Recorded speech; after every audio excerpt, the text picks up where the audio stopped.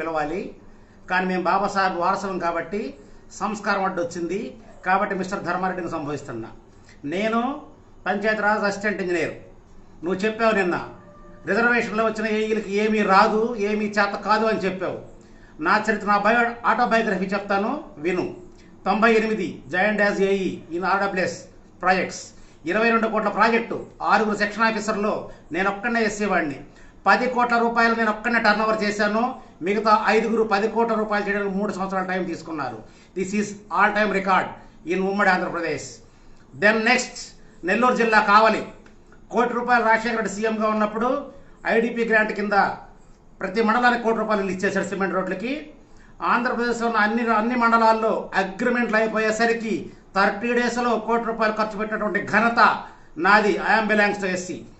Next మొట్టమొదటిసారి NRA scheme తోటి ఆంధ్రప్రదేశ్లో సిమెంట్ రోడ్లు కన్వర్జెన్స్ కింద 50-50 కింద వచ్చినప్పుడు నెల్లూరు జిల్లా కలిగిరి మండలంలో 3 నెలల్లో 52 కిలోమీటర్ల సీసీ రోడ్లు వేసినటువంటి ఘనత నాది. నా పేరు దాసరి చెన్నకేశవులు, పంచాయతీరాజ్ అసిస్టెంట్ ఇంజనీర్, ఆంధ్రప్రదేశ్, నెల్లూరు జిల్లా. ఎందుకు చెప్తున్నానంటే నువ్వు చెప్పావు నిన్న రిజర్వేషన్లో వచ్చినటువంటి వాడికి ఏమీ తెలియదు, వీళ్ళ వల్ల దేశం నాశనం అయిపోతుంది, సర్వనాశనం చేస్తారు, వీళ్ళు అన్ని కేడర్లో వీళ్ళే ఉంటున్నారని చెప్పేసి నువ్వు వాగిన వాగుడికి ఇది సమాధానం. నువ్వు రాజ్యాంగబద్ధమైనటువంటి పదవిలో ఉన్నావు కాబట్టి నువ్వు మాట్లాడిందని నేను గౌరవంగా సమాధానం చెప్తాను. లేదంటే నా నోట్ల నుండి ఏమొస్తాయో కూడా నాకే తెలియదు. అయితే నీకు ఇంకొక ఛాలెంజ్ విసురుతున్నా. నువ్వు రిజర్వేషన్లో వచ్చిన వాళ్ళ వల్ల ఈ దేశం నాశనం అయిపోతుంది అన్నావు. రిజర్వేషన్లో వచ్చిన వాడికి, చదువు కొనుక్కున్న వాడికి తేడా చెప్తా. ఇప్పుడు విను. ఎంబీబీఎస్ సీట్లో రిజర్వేషన్లో 80% మార్కులు వస్తే ఎంబీబీఎస్ సీట్ వస్తుంది. కానీ అదే ఎంబీబీఎస్ సీటు 35 మార్కులు వచ్చినటువంటి నీ దోపిడీ కులాలకు చెందిన వాడు 75 లక్షల రూపాయలు పెట్టి, 1 కోటి రూపాయలు పెట్టి ఎంబీబీఎస్ సీట్ కొంటున్నాడు.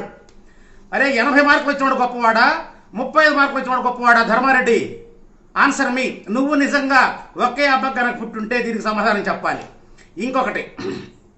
ఇంకో ప్రశ్న వేస్తా.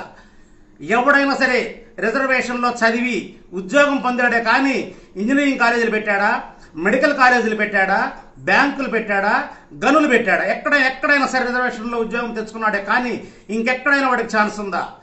అదే మెడికల్ కాలేజీలో 1 కోటి రూపాయలు పెట్టి సీటు కొన్నవాడు 10 కోట్ల రూపాయలు పెట్టి హాస్పిటల్ కడుతున్నాడు. కార్పొరేట్ పేరుతోటి లక్షలు గుంజుతున్నారు. మిమ్మల్ని చూపించా కదా ఠాగూర్ సినిమాలో హాస్పిటల్ చూపించారు.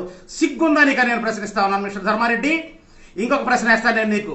రిజర్వేషన్లలో వచ్చిన వాడు ఒకటి చెప్పాడు, రామసుబ్బారెడ్డి అని చెప్పి మంత్రిగా ఉన్నప్పుడు రిజర్వేషన్లో వచ్చిన వాడికి గబ్బు కొట్టుద్ది, వాడు సూపరింటెండెంట్ కావాలంటాడు, ప్రమోషన్లు కావాలంటాడు అని చెప్పి ఒక మంత్రి గారు ఆంధ్రప్రదేశ్